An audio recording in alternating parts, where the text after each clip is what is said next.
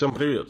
Полыхнуло так полыхнуло. Уже второй день гудит интернет после того, как сотрудница Министерства туризма Абхазии назвала российских туристов доширачниками и нищими, а потом решительно подвела итог.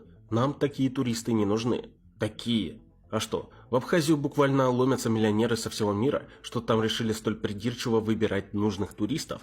Туда вообще, кроме россиян, много народу ездит. Республика-то непризнанная. Все эти печальные реалии, конечно же, известны министру туризма. Непонятно, где он набрал таких горделивых сотрудников к себе в ведомство, которые рассуждают так, словно внезапно начали рулить туристической отраслью Дубая или Монако. Поэтому последовало официальное заявление. Министр туризма Абхазии Астамур Лагуа в интервью Абсны Пресс отметил, что высказанное мнение сотрудника ведомства не является позицией Минтуризма. В первую очередь, это не является позицией министерства. Понятно, что в туротрасли, как и в любой другой, проблем много. Но это не значит, что мы выбираем туриста, которого мы хотим видеть в Абхазии. Мы рады всем гостям, которые приезжают в нашу страну. Мы надеемся на то, что количество гостей с каждым днем будет увеличиваться. И хотим добавить, что слова, вызвавшие недовольство, это фрагмент, который был вырван из контекста, заявил чиновник. Что касается вырван из контекста, вот это уж вряд ли. Подобные фразы всегда произносятся дежурным образом, про контекст и про то, что неправильно поняли, причем как раз в тех случаях, когда поняли все именно правильно.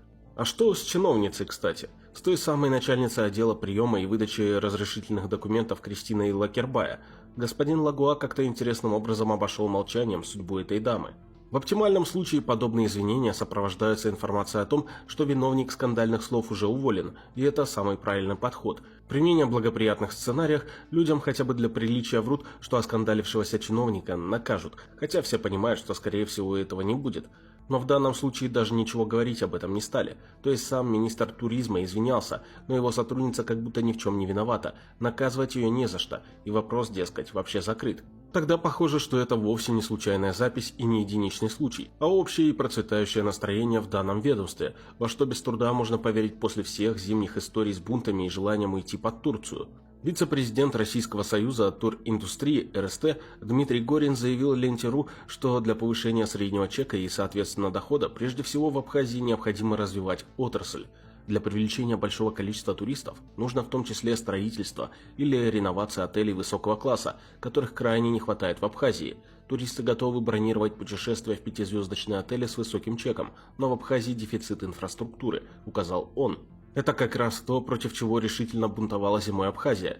У них самих денег нет строить такие отели, а если приедет русский бизнес со своими инвестициями, то он и создаст достойную инфраструктуру, которая быстро заработает огромные деньги, сделав вчерашних хозяев жизни в Абхазии почти никем. Они этого не хотят.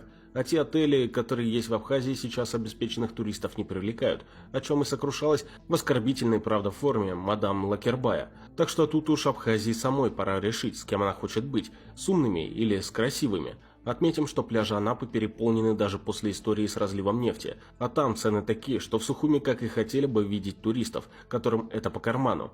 В России они есть, как видим, им даже тесно, но в Абхазию они не поедут. Криминал плюс некуда там особо поехать. Вот пусть и думают, чего они от жизни хотят.